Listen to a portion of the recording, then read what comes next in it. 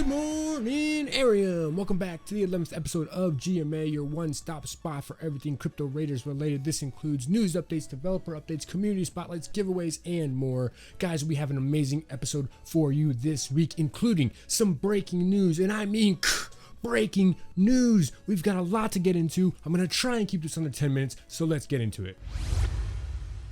This news and updates is absolutely massive, guys. We've got 3 big bullet points for us to digest, and we're going to jump into them right away. This segment is probably going to take up most of this week's episode, so hang out with me. I promise you won't regret it. The first bit of news I want to talk to you about is from this past week. Kix dropped this massive announcement in the Discord. If you missed this, I don't know how you could have missed this, because we talked about it on Council of Elders. We talked about it on Raiders of the Roundtable. And if you haven't seen those, there's somewhere on the screen a link. Go check those out. But the announcement has to do with generational bonuses, daily PvE runs, and a Raiders battle pass. This news is huge, guys. They're basically shocking the crypto raider economy with this announcement, with this update, and I cannot wait to see how it actually impacts us all moving forward. I think it's going to be for the better, obviously. First off, let's just take a look at this, all right? The Generation 1, 30% to 100%. This is massive, guys. So if you didn't know, the plan was for Airium to drop when you do a raid. Okay, you did a raid in a dungeon, and Airium would drop at the end of, kind of like Gil, right? Kind of like gold. It would drop in the end of the dungeon, and you know, that's how we were going to earn. That was the plan initially. But as the team dove into the economics more, the tokenomics of it all, they decided that wasn't the best route to take the game and the economy, and so they decided that why not make the gear the most valuable part of the game, and why not, right? Because that's what MMORPGs are about: the gear, leveling, the grind, getting that massively epic legendary loot from a mob. You know, that's what we all live for, right? And so I love the fact that they decided to make the gear the most important part of the game, and so they introduced Laz, right? And so now we're able to sell gear to Laz for a certain amount of Airium, albeit, you know, pretty low. And so while they were looking at numbers and the data and analyzing all of this, they realized that, well, since we're not doing Airium drops in dungeon, we now have some room to play around with the generational bonuses that, you know, that were instilled in the beginning of the game. And so that's where this came about, right? You all heard, you know, Nick talk about it on the Council of Elders, that him and Nat Eliason were going at it, talking about how to get the economy going in the right direction. And this is finally what they came up with. And I think it's absolutely genius, giving more value and more utility to those early NFTs, right? Genesis NFTs, more value and more utility by giving them more bonus here, 100%. This is more than doubling what the initial bonus was planned at 30%. And then obviously it goes down from there, 80%, 60, 40, 20, right? Which is great for those lower generations still. If you're reading here, Generation 6 will no longer have any kind of bonus. So they're phasing out, they're stopping at Generation 6, and every other generation beyond that, well, there's not gonna be generations, they're just gonna be raiders, right? So this is huge news. This is huge news. When this dropped, guys, I instantly went to the OpenSea market. I went to Generation 1s, and I was like, what's the cost of Generation 1 Raiders right now? Because this is going to skyrocket. These prices are going to skyrocket. Sure enough, when I first looked at these, the prices were like 250 for the Generation 1 Raiders, and I was like, oh man, I've got to get some liquid. I've got to go buy these. I didn't do it, and they friggin' doubled on me, basically. $419, and this is just starting out. Once this generational bonus comes into play and we see the earning potential of Generation 1 Raiders, I expect these prices to go up even higher. All right, so if you want a Generation 1, if you've been thinking about it, this is the time. Go buy yourself a Generation 1. These are gonna be these prices are gonna go up. The next caveat to this massive announcement was the adjustment of PvE dungeon runs, right? So we've all been used to doing 5 dungeon runs every week on Wednesday at the reset. It's kind of become a weekly, you know, celebratory type thing, like, yay, finally more dungeon runs. Well, they've decided that they want people playing every single day, and why not, right? The game is fun when you're going into the dungeons and you're able to get loot. I mean, that's the fun part of the game, when you're able to do the raids, right? Doing it once a week for, you know, 5 times in that day, you know, kind of lackluster, right? So now we're going to be able to do it every single day if you want to. There is going to be a little bit of a asterisk there, where if you can't play any particular day, the raids will stack up to, currently we're thinking 3 days. I don't think that has been confirmed, but currently I think 3 days is how many raids will stack. So you've got to play within 3 days, otherwise you're going to be losing out on some days. But this in effect adds 2 extra raids every single week. So instead of 5 raids per week, we're now going to have 7 raids per week, and that's 8 extra raids a month. More opportunity for you to get yourself an epic or legendary piece of gear, maybe sell it to Laz. And if you've got a Generation 1 Raider, you're going to be able to sell it for what was 500 Aurum, now is going to be 1,000 Aurum or what have you, right? It's just going to be a lot more. Earning potential has now increased dramatically with our Raiders, and I cannot wait to see this in play. Finally, they announced the Raider Battle Pass. Now, Battle Passes have been critiqued, they've been discussed. Call of Duty has Battle Passes, Fortnite has Battle Passes. Battle passes are a thing that are in the environment of gaming, right? So it's not something new to us, honestly, but it is a unique way to give the Raider token some more utility. Haven't officially came out with a cost for the Raider Pass. They have mentioned maybe 3 to 5 Raider tokens for a Raider Battle Pass. Now, I mean, let's say Raider token skyrockets again to $13. Or higher, right? Which I believe it will do by the end of the year. If this happens, the Raider Battle Pass is going to be pretty expensive. You also have to consider that the Raider Battle Pass is limited to the Raider that consumes that Battle Pass. So if you've got 10 Raiders and you want to buy 1 Battle Pass, well, that 1 Battle Pass is only going to work on 1 Raider. The bonuses of the Raider Battle Pass, guys, is massive. The daily dungeon runs for the season from 1 to 3, as well as a boost to experience gain.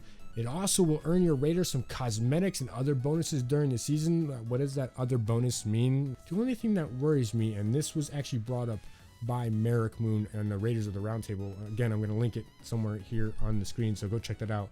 And that is having to do with the cosmetics part of the Battle Pass. TLDR regarding the Raider cosmetics and why we're kind of worried about them is that, while cosmetics are awesome and they can make your character look really cool, one of the exciting things about an MMORPG is going into a raid, finding a legendary piece of gear or whatever, equipping that, and seeing it literally change the look of your character, right?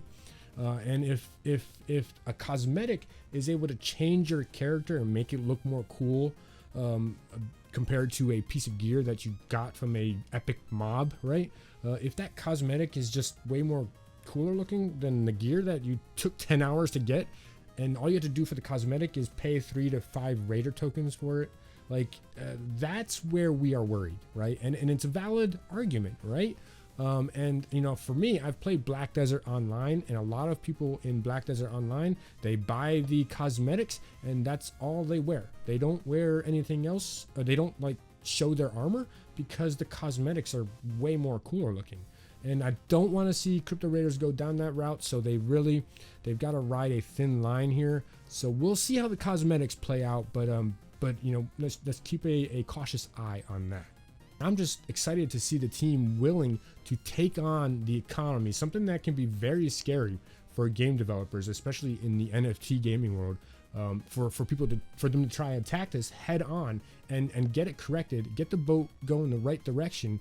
Because it being a bear market, tokens dropping, prices dropping, people are afraid, FUD goes all over the place, but the team is being proactive, and that to me is the most important thing they could do. Be proactive in a bear market, and for me, it just makes me so much more bullish.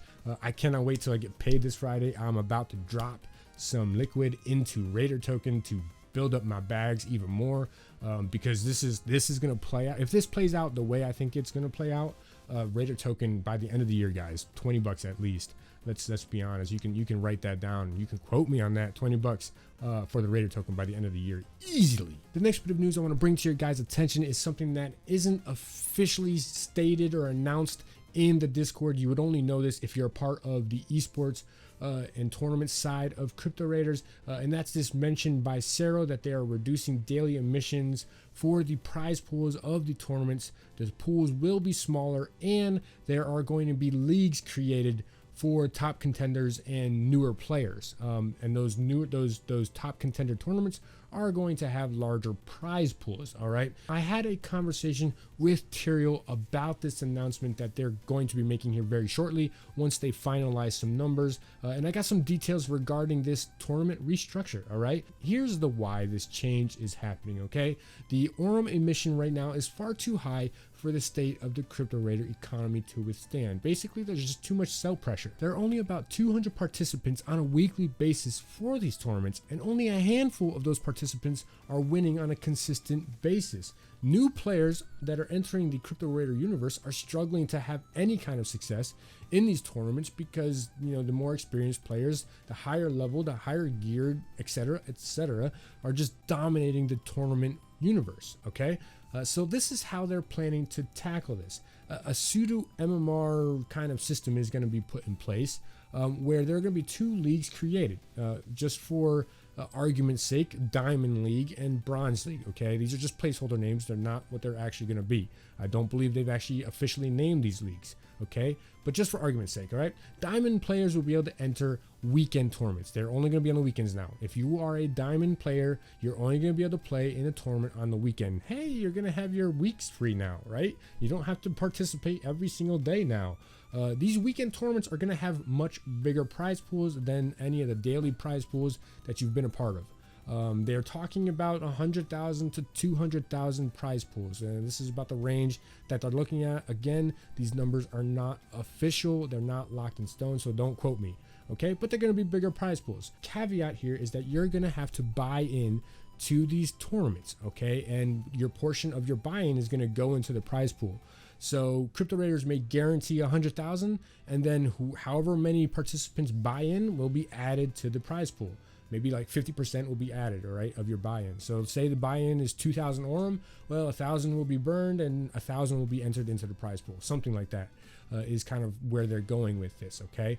Now, you don't necessarily have to buy in to get into the tournament. You could earn your way in. You earn your way in by playing in the Bronze League tournaments and winning a consistent amount of times, okay? If you place first, second, third in the Bronze tournament a certain number of times, again, nothing's defined here, but if you win a certain number of times, you will eventually be promoted to the Diamond League, and now you're able to just play in the Diamond Leagues every weekend. Okay, now if you don't want to play in the Bronze League for the 15,000 Airium prize pool that those Bronze Leagues are going to have, well, you could just buy into the Diamond League every weekend. So you have some options here for your PvP and tournament experience. Buy in or earn your way in, 2 ways. The goal here, guys, is just to reduce the Airium emission right now. It's just too high for the state of the economy. And I mean, that makes sense. If you look at the tokens and you look at the charts and you look at the macroeconomics of the crypto market, everything is dropping, right? And it just makes sense that they kind of be proactive. Again, like I mentioned, being proactive. They're tackling this head on before it becomes an even more difficult thing to solve. I also want to give new players an opportunity to have some success in these tournaments. Like I know for myself, I don't have the best gear. If I want to play in a tournament right now, I'm going to get raffle stomped. I mean, that's just going to happen. I'm just being honest, right? So now this gives me a chance to have some kind of success in these tournaments, these Bronze League tournaments. I'm not going to be able to play every day, of course. I'm definitely not going to be able to play on the weekends. So those Diamond Leagues are probably out of the question for me. But, you know, it gives me an opportunity to earn a little bit every day if I'm able to play in a tournament. It gives me a better chance. And again, the final bullet point here is just increasing the opportunities for more people to earn through these tournaments, to earn playing crypto raiders. And that's the goal of this, right? To give more players more opportunity to earn. And I'm happy where they're going with this. I think it's going to be a success for Crypto Raiders esports and the tournament experience. I'm excited to see where it goes. But guys, this isn't even the biggest news of this week. Check this.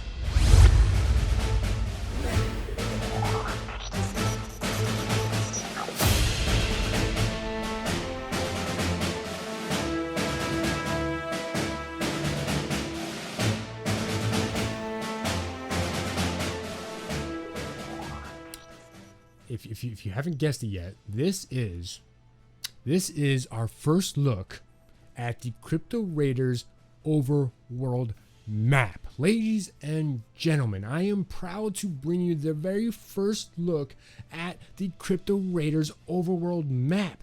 And I've got it out of focus here for a reason, so you guys can't see all the beautiful, gorgeous detail that this map has. And let me tell you, it is absolutely beautiful. This weekend at the community game night, you do not want to miss this, guys. We're going to be showing you this map in full detail, as well as some other leaks regarding the Overworld map. All right, you do not want to miss this weekend. It's going to be friggin' awesome. Okay, now, this map is the first version of the Crypto Raider map. It could change. Obviously, everything is subject to change at this moment. But this is about how it's going to look. And I mean, I'll just give you a quick rundown of what we're looking at a little bit here. You know, we got some open plains up here. We've got a whole bunch of islands around the map. This place kind of looks like a lava-y volcano kind of area. A lot of woods, a lot of mountains. I mean, the map has everything. The only thing I don't see is like snow. I don't see any kind of snow elements, but that could always be added on later on, right? There's a lot they could expand upon. Obviously, this area being kind of an open plains area, anything could be added to this. Can the captain kill this, guys? Absolutely killed it. I can't wait to show you what this really looks like in full HD this Saturday. Please, please, please don't you miss it. Obviously, you can look back later at the YouTube VOD or the Twitch VOD. But this is freaky, guys. This is gonna be awesome. If you are not going to buy the Raider token right now after watching this, what are you doing with your liquid, guys? We're just getting heated up here on GMA. If you're not subscribed, please hit that subscribe button so that way you do not miss out on content like this. Hit the little notification bell, that way you're notified next time I post a new video, because we're gonna have even more leaks like this dropping on this show every week, and you don't want to miss it. I promise you, you won't regret it. News and updates finally out of the way. Let's get into this week's giveaways. We've got two giveaways I want to mention this week. The first being from Merrick Moon. He does a weekly giveaway, guys, over on his Twitch stream every Friday night. So go over there, hop in there. You have a chance for 1,000 Aurum, and generally more Aurum is added to it, or even a Raider is added to it. So hop over to Merrick's Twitch account, drop him a follow, and give him some love. You won't regret joining his Twitch stream, I promise. And the second giveaway is obviously one we are doing here on GMA, as is the course of action, guys. We're gonna go in and we're gonna buy a floor Raider, and we're gonna give that Raider away to someone in the comments section. All you have to do is comment in the comments of this video section, what do you want to see first from the team once Unity Port drops? What is the first development, the first feature, the first update you would love to see from the team after Unity Port drops?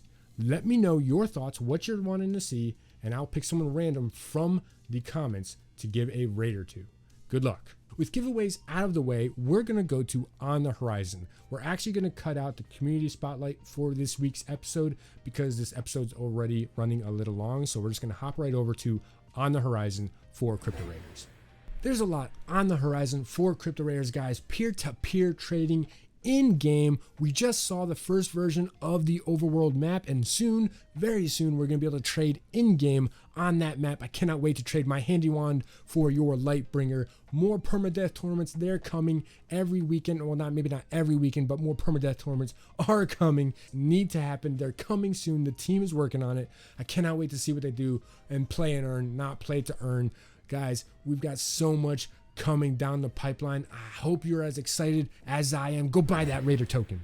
Finally, ladies and gentlemen, that is the end of this week's episode. I know I dropped a ton of information on you this weekend, a ton of updates and news. If you have any questions, please contact me in the Discord, over on Twitter. Leave a question in the comments of this video. I will answer any question you ask to the best of my ability. Remember, this weekend at the community game night, we will be dropping some massive leaks about the Overworld map.